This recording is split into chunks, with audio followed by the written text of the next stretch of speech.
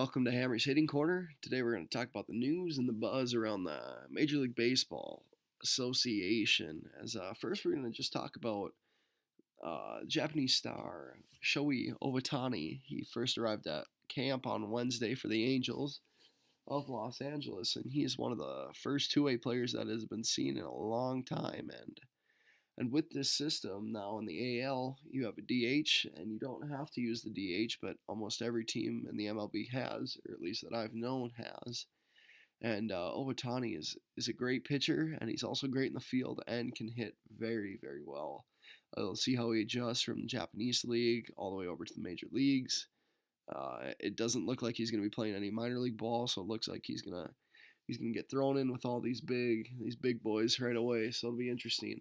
Angels should have a pretty good team this year with Ohtani, Mike Trout, AL MVP coming back from last year, and also a good first baseman in Albert Pujols. So it'll be interesting how they will use the DH as Ohtani pitches, and I believe will play in the field. Another thing to talk about is the New York Yankees. Now the Yankees have signed one of the biggest offseason signees ever in that and Giancarlo Stanton. One big thing about Giancarlo is he's another great outfielder.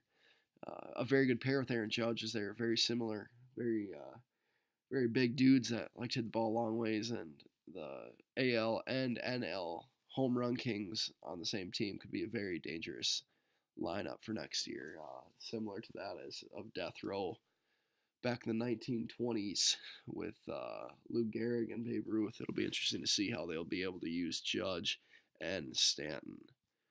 Another thing to talk about is Cleveland Indians coming after kind of a disappointing year.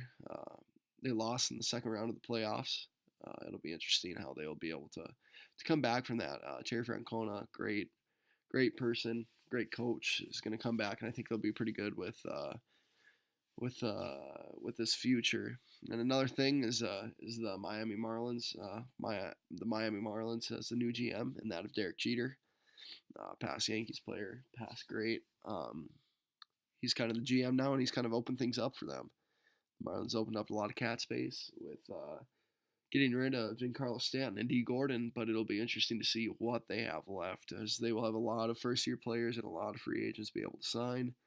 But with that small roster now, they'll be able to go after and go get some other guys too, be able to make a pretty solid team. And I think not many people are keeping them interested in the NL race right now. But I believe that they could make a huge impact if Derek does do the right things in that general management position. One last thing to talk about is an old pitcher called Tim Lincecum. He's an old Cy Young winner for the San Francisco Giants. He's making another comeback year. As last year he had to work out for a couple teams and didn't really work out. This year he's doing the same thing down in Scottsdale, Arizona. He'll have about 12 teams down there, and they're just gonna watch him pitch. You know, he's an old guy, knows how to use his stuff. Great slider. He's one of the most dominant right-handers from the 2002 or the 2012 era to the 2015. He was considered one of the league's best and was nearly untouchable. And now that he's dropped off, it'll be interesting to see how teams are going to pursue him after this workout. Thanks for listening today. That's all from Hammer's Hitting Corner. Have a good one.